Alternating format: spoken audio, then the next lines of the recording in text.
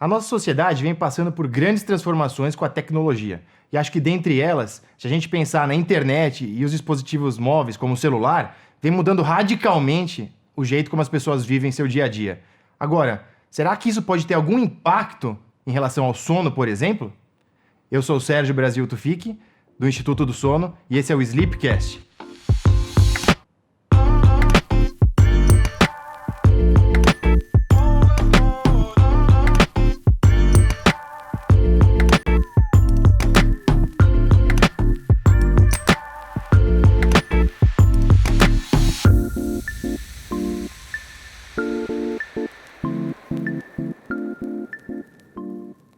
Dando sequência aos episódios em celebração à Semana Mundial do Sono, estamos aqui hoje com o Dr. Gabriel Nathan Pires, doutor pela Psicobiologia da Unifesp e pesquisador do Instituto do Sono. Gabriel, muito obrigado por estar aqui hoje com a gente. É um prazer. Gabriel, eu tenho o costume de pegar o celular quando eu estou na cama, antes de dormir, dar uma olhada em alguma mensagem, responder um último e-mail. Eu fico pensando, será que isso pode atrapalhar o meu sono? Olha, é bem possível que sim. O grande problema é que o celular é cada vez mais parte da nossa vida, que a gente tende a negligenciar os possíveis efeitos negativos do uso do celular. Eu vou fazer algumas perguntas para ti e para nossa audiência também, para que a gente possa entender o tamanho desse problema. Então me responde, e eu peço que as pessoas que nos ouçam também respondam.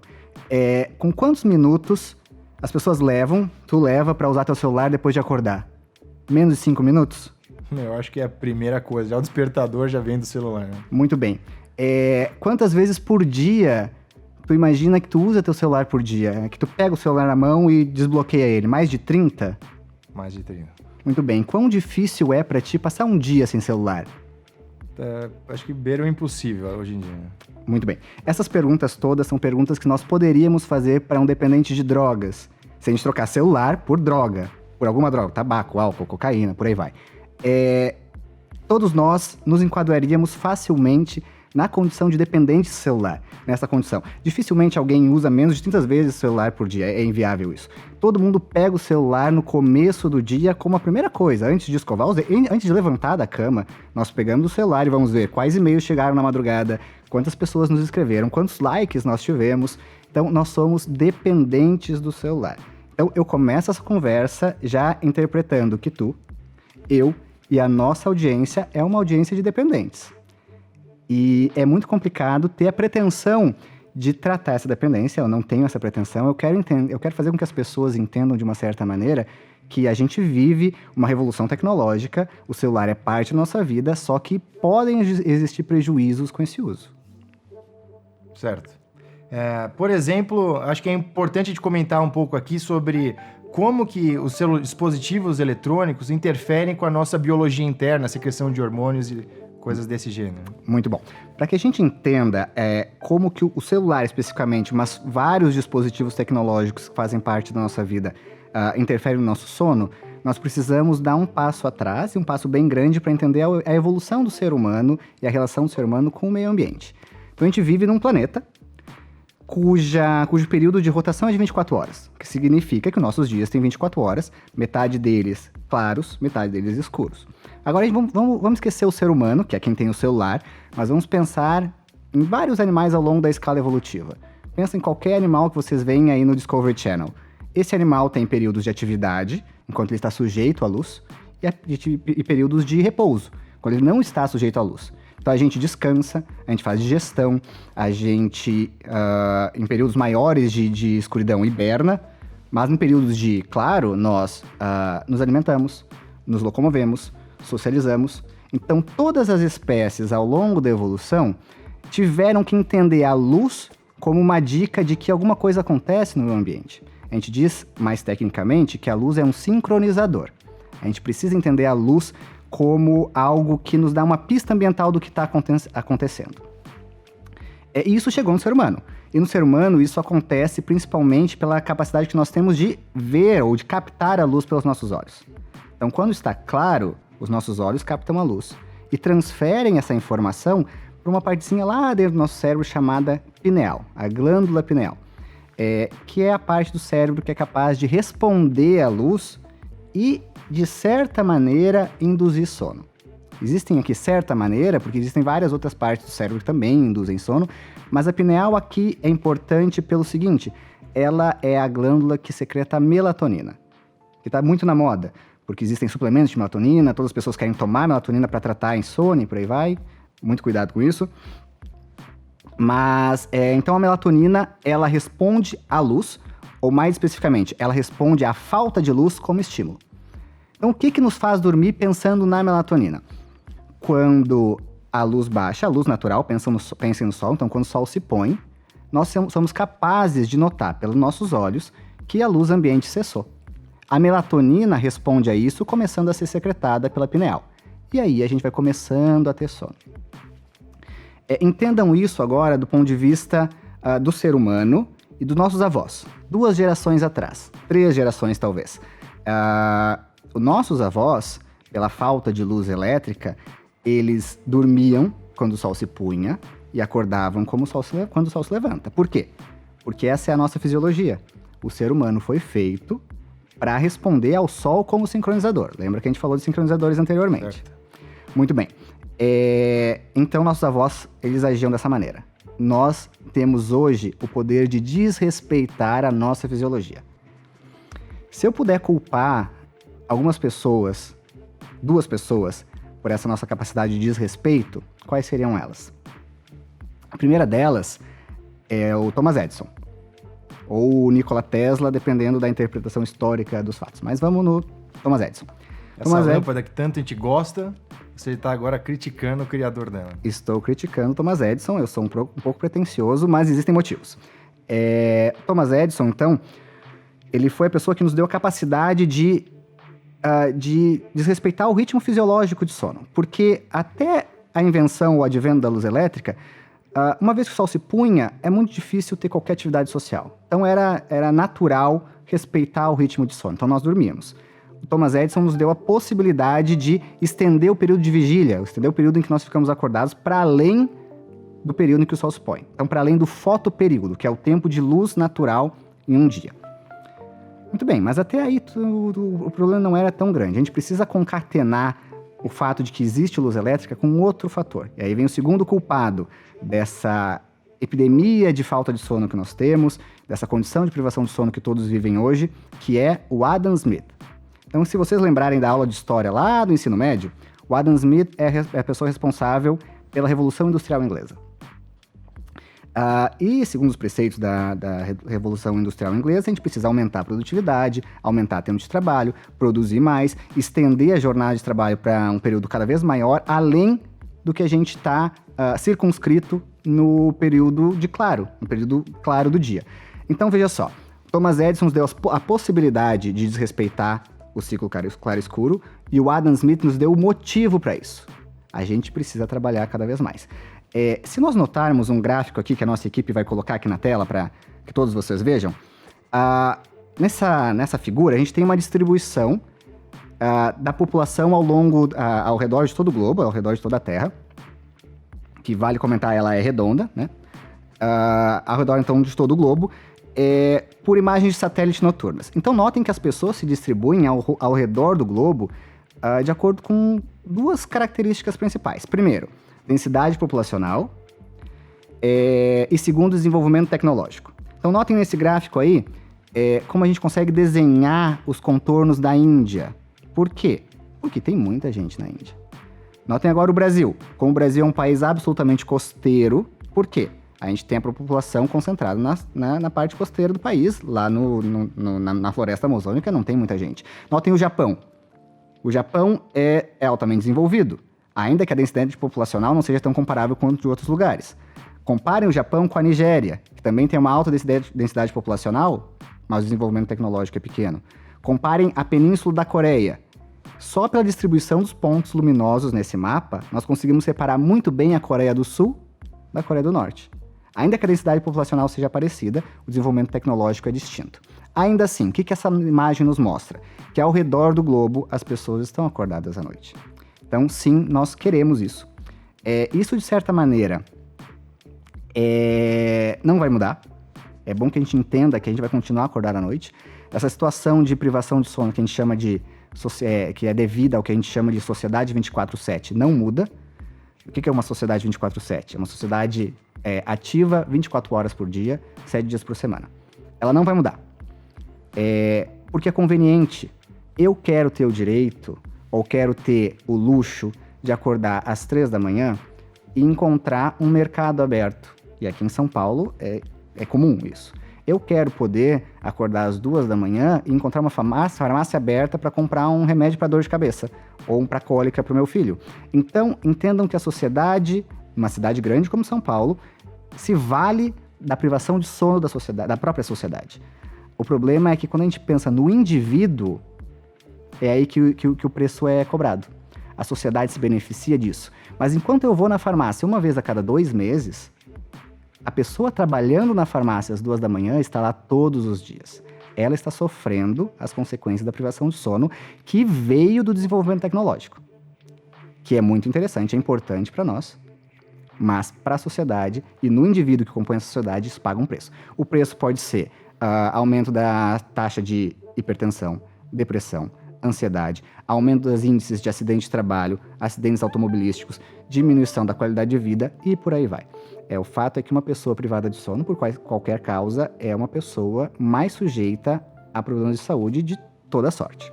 E me parece que essa é uma tendência a se piorar, né? Se a gente comparar, como você estava falando alguns tempos atrás, hoje em dia, cada vez tem uma tendência a um mundo 24/7.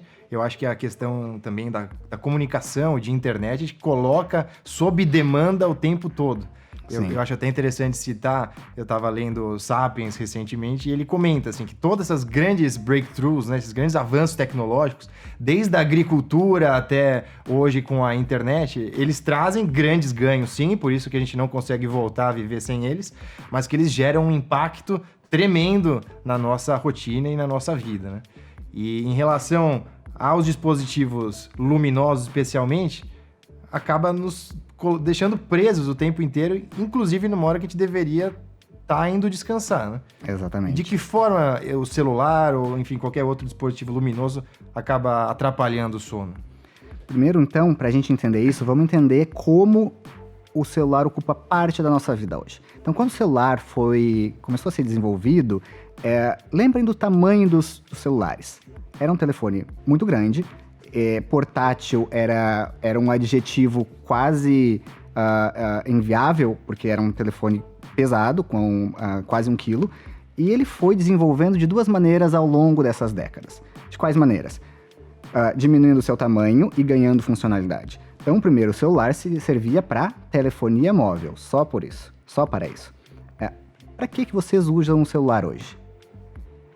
Quantos % do uso do celular de uma pessoa hoje se gasta com telefonia móvel? Nós usamos o celular para redes sociais, para usar o banco, para pedir táxi, para nos locomovermos na cidade. Então, todas as funcionalidades da nossa vida que nós fazíamos em diversas plataformas, em diversos serviços, hoje estão centrados no celular.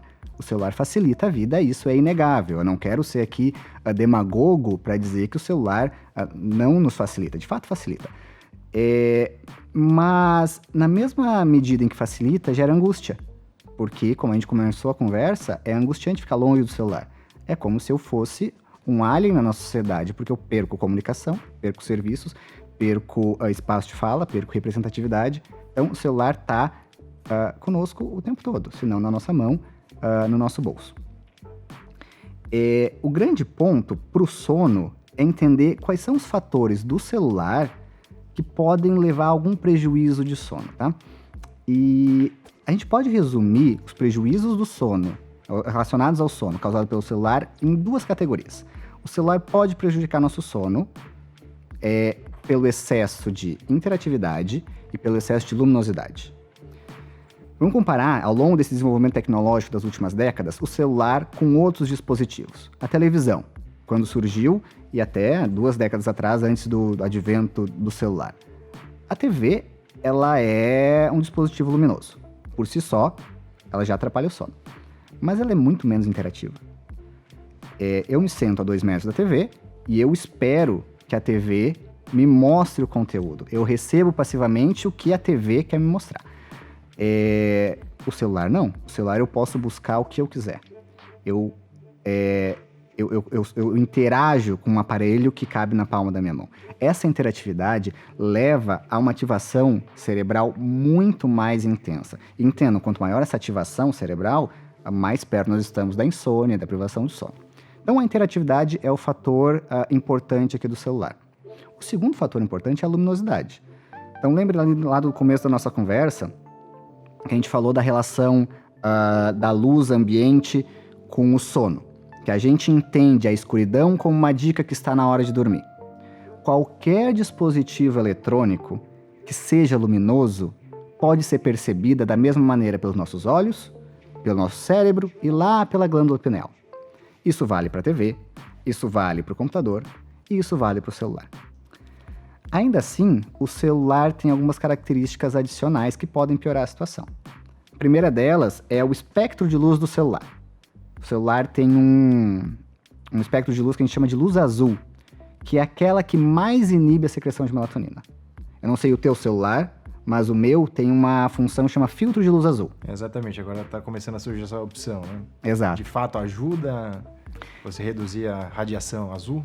Ajuda, não resolve o problema, mas sim ajuda. Então, esse filtro de luz azul, que em cada marca de celular tem o seu nome para essa funcionalidade, ele torna a tela amarelada. O que significa tornar a tela amarelada? Eu faço um filtro para aquelas frequências de ondas que são mais prejudiciais ao sono. Funciona, mas não é um ponto determinante. Outras coisas que podem ser mais prejudiciais ainda no uso do celular. Uma TV, na minha casa, a TV fica a 2 metros do meu sofá. Quando eu deito na minha cama para usar o celular, e lembrem, eu não devia fazer isso, mas quando eu faço isso em casa, meu celular está nessa posição, tá a 10 centímetros dos meus olhos, com uma luminosidade muito grande, às vezes maior que da TV. Então eu tô nesse pequeno aparelho juntando excesso de luminosidade, a proximidade dos olhos e um padrão de ondas, de características luminosas mais prejudicial possível. Como é que o cérebro interpreta isso? O cérebro interpreta isso dizendo, é dia. E se é dia, eu não devo dormir. E é aí que eu começo a linkar com a interatividade e com a luminosidade o celular e a insônia. E a insônia é uma situação um pouco difícil do que a privação de sono. Porque a privação de sono responde ao que acontece na tua sociedade, ao teu trabalho, às tuas tarefas. A insônia não. A insônia já é um problema crônico, difícil de tratar e que deve ser evitado e prevenido o máximo possível. E aí, talvez a gente fala bastante de higiene do sono, quando a gente quer tratar uma insônia ou pelo menos tentar melhorar as condições. Como é que qual é a participação da tecnologia nessa higiene do sono que a gente deveria fazer? Bom, quando a gente pensa em higiene do sono do ponto de vista celular, é bom que fique claro. E é simples. Vamos evitar usar o celular na cama. As recomendações mais específicas são que pelo menos 1 hora antes do horário de dormir, nós não usemos o celular. Para uma criança, as recomendações são ainda mais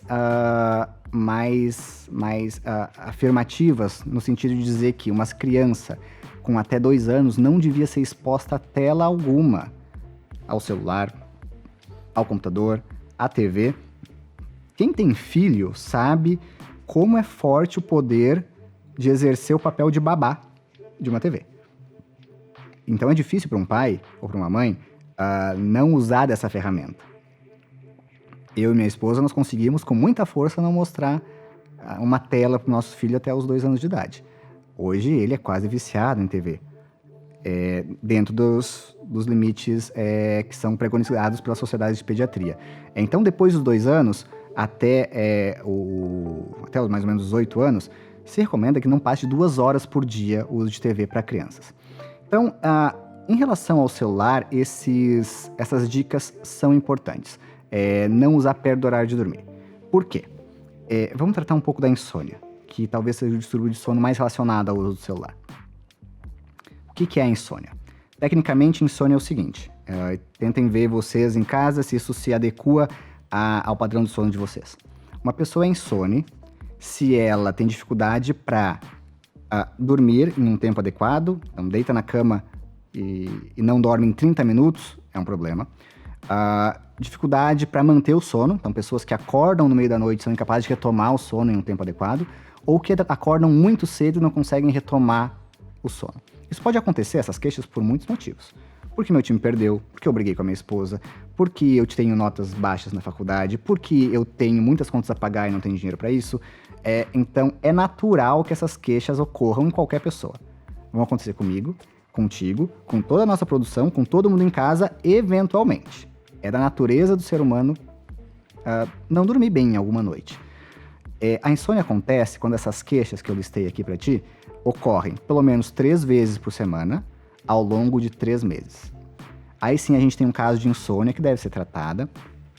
É bom aqui mencionar como um adendo, o tratamento hoje da insônia, ele é multidisciplinar. O tratamento farmacológico, com medicação, ele é recomendado em casos específicos. O principal tratamento dela é feito por uma técnica chamada terapia cognitivo-comportamental, que é uma técnica aplicada geralmente por psicólogos. Mas muito bem, então a insônia é essa condição em que a gente tem essa dificuldade para dormir. Apesar de uma condição favorável ao sono. Perfeito, isso é muito importante. A pessoa que tem insônia é aquela que dormiria bem, aquela que dormiria mal, mesmo dormindo na suíte presidencial do Copacabana Palace. Fora do carnaval. Hã? Fora do período de carnaval. Fora do período de carnaval. Um pouco bagunçado. Não, por exemplo, eu tenho dificuldade para dormir. Eu acordo muito frequentemente a noite inteira. Por quê? Porque aqui em São Paulo, eu moro do lado da 23 de maio. Então, para quem é de São Paulo, conhece essa avenida que corta a cidade e que produz barulho, poluição, mas é necessária para locomoção. Ao morar do lado da 23 de maio, eu acordo a cada moto ou ambulância que passa pela madrugada. Eu tenho insônia? Não. Eu tenho um ambiente inadequado para dormir. Então, o que eu deveria fazer para tratar isso? Sair desse lugar. Não é possível. Então, eu tenho que conviver com isso. Então, a insônia não é isso. A insônia acontece só quando a gente tem, como tu bem mencionou, uma oportunidade adequada para dormir. Na pessoa que tem essa queixa de insônia, o que acontece com o cérebro dela? O cérebro da pessoa com insônia é mais acelerado. Em vários termos técnicos, ela é mais acelerada e nos basta entender isso agora. É um cérebro que não descansa. De que maneira? Vamos entender o seguinte. Quando tu era, Sérgio, um bebê, teus pais te levavam ao teu quarto, cantavam para que tu dormisse, liam um livro, te cobriam e aos poucos tu ia adormecendo. De que maneira isso acontecia? É natural do ser humano dormir, mas não é natural necessariamente do ser humano dormir numa cama coberto por um lençol de algodão e lendo um livro da Peppa Pig. É natural do ser humano única e exclusivamente dormir. O que eu quero dizer com isso é que nós aprendemos que o ambiente de um quarto é um ambiente onde se dorme. De maneira que, quando nossos pais vão nos ensinando isso, as pessoas vão se condicionando a entender e a parear sono e quarto. De certa maneira, a criança, quando aprende isso, ela entra no quarto à noite e sente sono. E é assim que o sono de qualidade vai se dando, porque eu estabeleço uma rotina. Agora, pensa que tu já é um adulto, e tu, nessa noite, teu time perdeu, tua empresa tá com números horríveis, tu brigou com a tua esposa e mais alguns problemas. Não precisa mais, tá? Acho que já tá é bom, suficiente. Né? Muito bem. É suficiente para te tirar o sono? Com certeza. Pois bem. Nesse caso, tu vai deitar na tua cama e não vai conseguir dormir. Essa é a parte normal da insônia. Qualquer pessoa nessa situação não dorme. Mas na angústia de estar na cama e não conseguir dormir, tu vai pegar teu celular. Teu cérebro devia estar lentificando. Devia estar começando a ficar cada vez mais lento para que o sono viesse. Tu não vai conseguir fazer isso, porque tu vai estar lendo o celular ou fazendo qualquer coisa no celular. E se esse comportamento se repetir por alguns dias, tu vai estar desaprendendo aquele comportamento de dormir.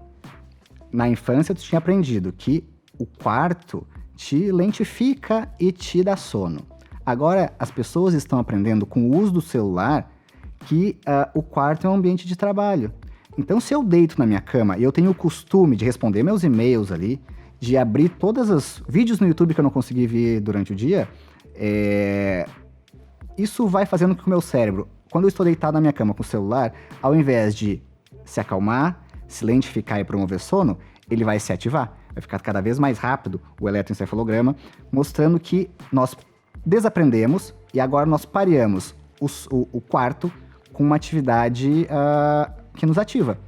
Então, outra dica da higiene do sono é que nós usemos o nosso quarto unicamente para dormir. Ou se a gente abranger mais para a rotina de pessoas casadas, ou enfim, que para atividade sexual. Mas que a gente tire do quarto qualquer outra atividade que não se restringe a isso. Que eu não trabalhe sentado na minha cama com o computador no colo. Porque aí eu tô distorcendo o objetivo de um quarto. Que também é complicado hoje na nossa sociedade com essa moda que a gente tem hoje de estúdios de 19 metros quadrados, né? Em que o quarto é a cozinha e a sala ao mesmo tempo. Eu entendo que existe uma sociedade promovendo insônia aqui. Mas então eu não devia ter o celular na minha frente nesse momento. Essa é uma das outras premissas da higiene do sono. Então, com isso, a gente fecha um ciclo de o que é a insônia e como que o celular pode perpetuar a insônia. Esse é o grande ponto. Talvez seja um pouco temerário dizer que o celular causa insônia. Mas nas pessoas ou suscetíveis ou que tem um fator, um gatilho para insônia, como esses problemas que todos nós enfrentamos, nesses casos, o celular pode ser o fator que vai perpetuar a insônia. O que eu quero dizer com isso? Perpetuar a insônia é o seguinte. Então, a gente te deu o teu exemplo que tu, eventualmente, a tua empresa foi mal, tu brigou com tua esposa e por aí vai. Se tu desaprendeu a dormir, como nós falamos no nosso exemplo, talvez tu já tá há meses bem com a tua esposa novamente. Tua empresa já tá muito bem. Todos os teus problemas passaram. Ainda assim, tu não dorme bem de novo. Por quê? Justamente porque o teu cérebro já não associa mais o sono ao teu quarto. Então, hoje, o que as terapias para insônia fazem é rever comportamentos associados à insônia. O seu uso de celular é um deles, como o uso de qualquer coisa na cama que não seja sono e sexo, basicamente isso. Então, uma outra dica relacionada à higiene do sono é o seguinte: se nós estamos com dificuldade para dormir, então deitei para me dormir por qualquer problema, por ansiedade, enfim, eu não consigo dormir em 30 minutos. O adequado é que eu saia da cama, vá para a sala, vá para outro cômodo e faça uma atividade relaxante. Não ligue a TV e muito menos use o celular. Vá ler um livro, escute uma música e só retorne à cama quando o sono de fato vier. Porque aí eu garanto que o pareamento de sono e quarto está mantido. Esse aprendizado que nós falamos anteriormente está mantido. Isso é bem importante. Legal. Bom, a gente vem falando muito aqui sobre o celular como um vilão. Mas será que não tem um outro lado da moeda? Quero dizer, não tem nem nada que a gente consiga fazer com o uso da tecnologia de celulares ou outros dispositivos que ajudem no sono? Tem sim. E cada vez mais a gente tem opções nesse sentido. Como exercício, coloquem aí na loja virtual do celular de vocês, de qual for o sistema operacional, e digitem por sono ou por sono em inglês, por sleep. Existe uma infinidade de aplicativos que prometem alguma coisa sobre o sono. E aqui eu boto uma ênfase no prometem, porque embora existam aplicativos e funcionalidades que funcionam, eles estão perdidos num mar de funcionalidades que não funcionam. Então é um exercício de discernimento saber o que funciona e o que não funciona. O que promete alguma coisa viável do que promete coisas mirabolantes. Uma dica para a gente saber o que funciona e o que não funciona. Um celular que promete te fazer dormir, um aplicativo que te promete fazer dormir bem, ele não pode ser excessivamente interativo, nem exigir que essa interatividade aconteça à noite. Porque imagina, se eu baixei o aplicativo sono alguma coisa, que diz, olha, agora é meia-noite, por favor, indique se você está dormindo. Aí eu preciso pegar o celular, olhar para ele e ser exposto à luminosidade. Isso não funciona. Quais são os tipos de aplicativos que podem funcionar? Entendam que as pesquisas estão sendo feitas ainda sobre possíveis usos benéficos do celular sobre o sono. Então, as coisas estão avançando bastante. O primeiro tipo de aplicativo são o que nós chamamos de sleep trackers. São os aplicativos de monitoramento do sono. E geralmente eles são associados a esses relógios inteligentes. Alguns são, outros não, mas a ideia é que a gente use ou o celular acompanhado de um relógio para monitorar o nosso sono. Eles funcionam mais ou menos. Eles funcionam muito bem para dizer quando nós dormimos, quando nós acordamos. Mas o estagiamento do sono é bem ruim. É muito difícil que um aplicativo diga muito bem quanto tempo na noite nós passamos no sono REM, que é um dos estágios de sono mais conhecidos, mais importantes e mais anedóticos. Todo mundo já ouviu falar do sono REM. Aí o aplicativo vai dizer, você teve 10 horas de sono REM, ou você teve 1 hora de sono REM. É muito impreciso isso. Esses aplicativos apresentam muitas vezes sono REM porque isso vende, mas eles não são acurados. E acho que é interessante, para quem não tem esse conhecimento, né? O exame padrão ouro para isso é a polissonografia, que você dorme com uma série de eletrodos na sua cabeça para ver atividade cerebral, fora outros eletrodos para ver atividades musculares, como dos olhos, a movimentação dos olhos, que é importante no sono REM. E baseado nesse conjunto de dados, a gente consegue dizer, então, que a pessoa está em sono REM. Então, me parece ainda um pouco presunçoso demais achar que apenas com um relógio que está medindo a movimentação do seu corpo, dizer que você está em sono REM, né? Espero que algum dia a gente consiga realmente ter mais acurácia desses dispositivos, mas ainda é pouco confiável, né? Perfeitamente. É que existe um fator mercadológico por trás. Pensa só, a polissonografia é cara, ela envolve muitos equipamentos. Os equipamentos, para muitas pessoas, impedem que elas tenham um sono de qualidade, porque às vezes é desconfortável, ainda que não seja um grande problema clínico isso, mas as pessoas relatam desconforto ao fazer a polissonografia, porque são vários fios. Então seria tão mais fácil que um celular na tua casa, que é barato, porque é o próprio celular que tu já tem, sem fio algum, tivesse o mesmo resultado. O fato é que eles não têm. Então, várias pesquisas foram feitas ao redor do mundo em que uma pessoa fez uma polissonografia com todos esses cabos que o Sérgio nos mencionou aqui, e um celular ao mesmo tempo, para comparar. Será que o celular chega no mesmo resultado da polissonografia? E não chega. Então, aplicativos que prometem isso devem ser vistos com cautela. A Academia Americana de Medicina do Sono lançou um posicionamento no ano passado, alertando justamente sobre esses aplicativos, que se chama Consumer-Based Technologies. Então, tecnologias direcionadas ao consumidor. Dizendo que celulares, aplicativos portáteis e aplicativos para sono, eles são uma tendência. Hoje eles não funcionam, não têm uso clínico, mas muito provavelmente eles vão vir a ter no futuro. Então hoje, o que o clínico e o que o paciente devem saber? O paciente, ou o indivíduo que nos vê aqui quer usar um desses aplicativos, deve saber que vale mais pela curiosidade do que para o diagnóstico. Não faz diagnóstico de nada. O que o clínico deve saber? O profissional da saúde que recebe um paciente dizendo: olha, doutor, o que esse aplicativo me mostrou? Esse profissional deve saber que pelo menos o aplicativo indica que o paciente tem algum interesse de melhorar o seu sono, que ele engaja no tratamento, que ele quer saber mais sobre si. Mas eles não funcionam. Esse tipo, por enquanto, não funciona. Um outro tipo de aplicativo que tem demonstrado resultados melhores são aplicativos para tratamento de insônia. É aí naquele tipo de terapia que nós falamos anteriormente, da terapia cognitivo-comportamental. Eu posso usar o celular como uma plataforma para passar o mesmo tratamento ao paciente, seria passado presencialmente com um psicólogo. Ou pode ser um tratamento único, ou um tratamento complementar à terapia presencial.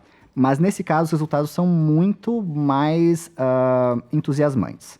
Ainda a gente tem que estudar um pouquinho mais para ver, sobretudo, qual é o perfil de pessoas que pode usar esse tipo de aplicativo e por quanto tempo os resultados duram. Mas, a princípio, é uma ótima alternativa. E a terceira possibilidade é um pouco mais técnico e exclusivo para pessoas que têm apneia. Ronco e apneia. Lembre que o ronco todo mundo conhece, e a apneia é aquela doença, a apneia obstrutiva do sono é aquela doença em que nós temos pausas recorrentes ao longo da noite, intermitentes, em que a gente para de respirar. Por uma obstrução que acontece aqui na região das vias aéreas superiores. Quais são os aplicativos que podem nos auxiliar? Existem muitos pneumologistas, otorrinos, que cada vez mais têm sugerido um ou outro aplicativo que monitore o teu ronco durante a noite, ainda que não haja evidência para isso. Existe a lógica por trás disso, eu quero saber quanto ronca, isso é correlacionado à apneia, então use esse aplicativo por algumas noites e depois me mostra. Não existe evidência de que isso funciona, mas existe um uso na prática disso. Além disso, existem aplicativos que conectam o celular com o oxímetro.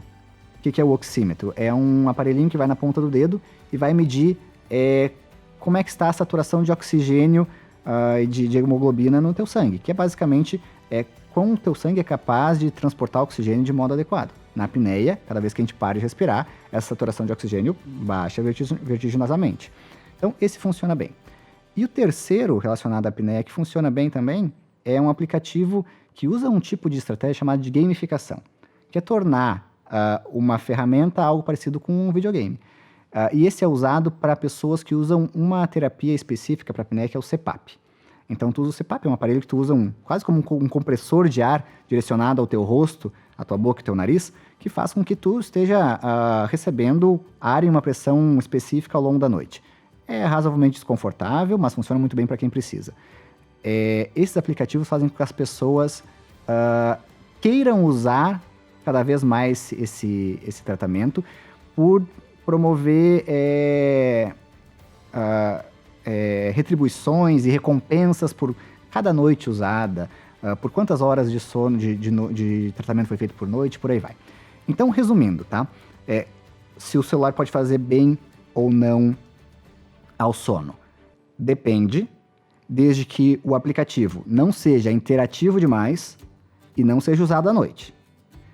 Nessas situações, o que a gente pode limitar aqui? Primeiro, aplicativos de monitoramento do sono têm algumas restrições, porque eles não são capazes de estagiar o sono. Aplicativos para apneia, esses são importantes que sejam feitos com orientação médica, então por sugestão do médico que te acompanha em casa, por exemplo. E os de tratamento para insônia, os de terapia cognitivo-comportamental parecem ser interessantes.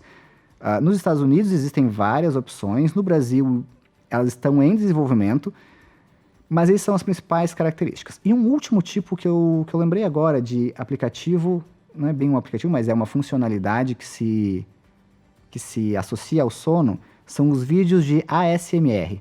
Já ouviu falar de vídeos de ASMR? Explica um pouco melhor pra gente. Os vídeos de ASMR são a terra plana da medicina do sono. O que é isso? Os vídeos de ASMR são compostos por uma pessoa que vai fazer uma terapia que vai supostamente induzir teu sono. Então, como é que ela faz? Ela vai falar bem assim, ó. Baixinho, perto do microfone e fazendo barulhinhos, porque isso vai te fazer dormir. Isso vai funcionar? Não, de jeito nenhum. Por que isso não funciona? Primeiro, porque existem vários youtubers famosíssimos, milionários por conta do ASMR. A sigla é uma sigla em inglês para uma coisa que significa balela. Então eu estou vendo um vídeo no YouTube. Para começo de conversa eu estou exposto à luminosidade. É um vídeo chato, monótono e eventualmente vai te induzir o sono. O grande ponto é que vai te induzir o sono depois do tempo adequado. Então uma pessoa saudável dormiria em 30 minutos.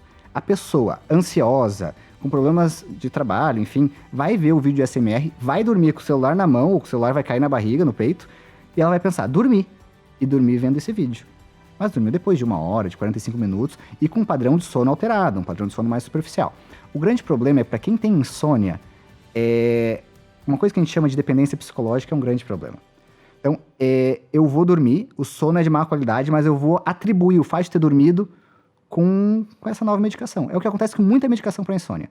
Então, uma última recomendação de todos esses aplicativos é cuidado com esse tal ASMR. Evitem, busquem tratamento. A insônia, além de todas essas dicas que nós falamos aqui de higiene do sono, ela é uma doença que é negligenciada e o tratamento deve ser buscado com pessoas qualificadas. Então, busquem sempre um tratamento, acompanhamento, enfim, com pessoas qualificadas. O Instituto do Sono tem um grupo fantástico que trabalha com insônia, então fiquem à vontade para procurar o Instituto do Sono para isso, mas ao redor do país também tem. É importante que cada pessoa que sente que as queixas de insônia podem ser um problema, que busquem um tratamento especializado.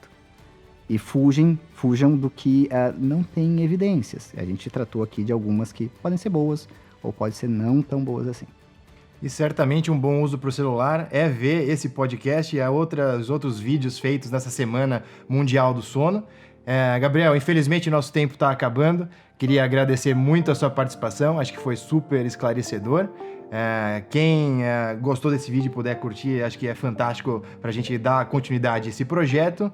E vejam os outros vídeos dessa série maravilhosa que está sendo feita pelo Instituto do Sono, mas longe da cama, por favor. Muito obrigado, Gabriel. Foi um prazer.